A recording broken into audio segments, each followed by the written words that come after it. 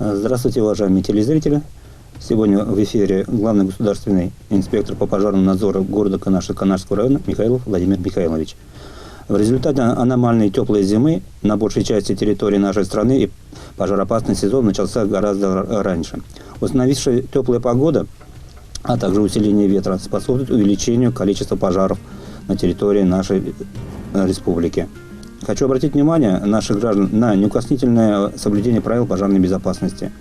Требования к мерам пожарной безопасности при ведении выжигания сухой травянистой растительности регламентированы пунктами 72.1, 72.2 и пункта 218 правил противопожарного режима, в котором говорится, что участок для выжигания сухой травянистой растительности располагается на расстоянии не более 50 метров от ближайшего объекта защиты. Территория вокруг участка для выжигания сухой травянистой растительности в радиусе 25-30 метров необходимо очистить от сухих деревьев, валежника, других горючих материалов.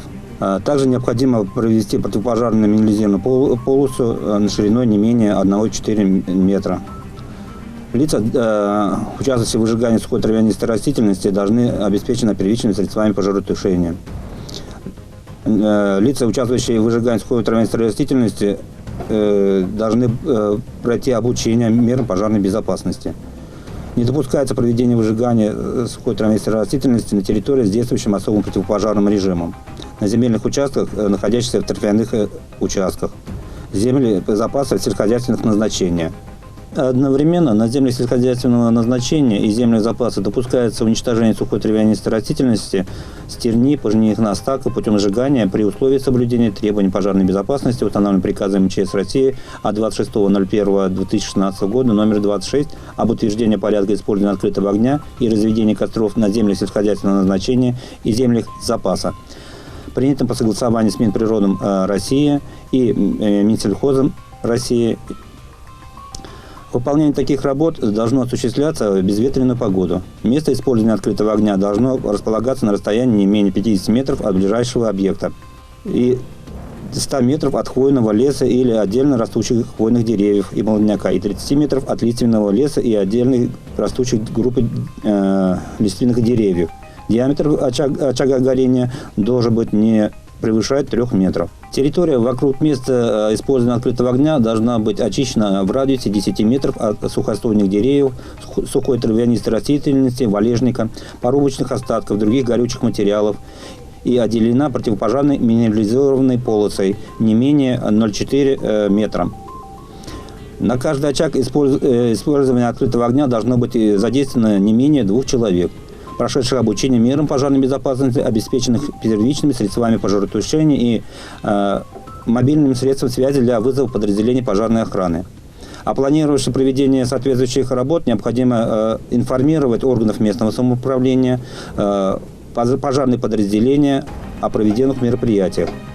Выполнить вышеуказанные работы целесообразно сразу же после исхода основных масс снега до наступления пожароопасного периода. А наряду с этим постановлением правительства Российской Федерации от 30.12.2017 года номер 1717 внесены изменения в правила противопожарного режима Российской Федерации, устанавливающие обязанности правообладателей земельных участков, расположенных на территории городских и сельских поселений, садоводческих объединений. Необходимо производить регулярно их уборку от мусора и покоса травы, а также обязанность правообладателя земель сельскохозяйственного значения принимать меры по их защите от зарастания сорными травянистыми растениями, своевременно производить сенокошение. В целях недопущения зарастания земельных участков указанные работы необходимо производить регулярно. После использования открытого огня место очага горения должно быть засыпано землей, песком и залито водой до полного прекращения горения. Напоминаем также, что в соответствии с частью 1 статьи 20.4 КоАП Российской Федерации нарушение требований пожарной безопасности влечет предупреждение или наложение административного штрафа на граждан в размере от 2 до 3 тысяч рублей, на должностных лиц от 6 до 15 тысяч рублей, на юридических лиц от 150 до 200 тысяч рублей.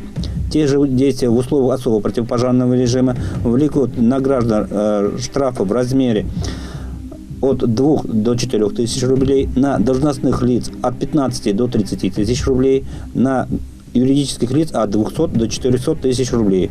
В случае нарушения требований пожарной безопасности, повлекшее возникновение пожара и уничтожение или повреждение чужого имущества, влечет наложение граждан, нарушивших правила пожарной безопасности в соответствии со статьей 6, части 6 статьи 20.4 на граждан от 4 до 5 тысяч рублей, на должностных лиц от 40 до 50 тысяч рублей, на юридических лиц от 350 до 400 тысяч рублей.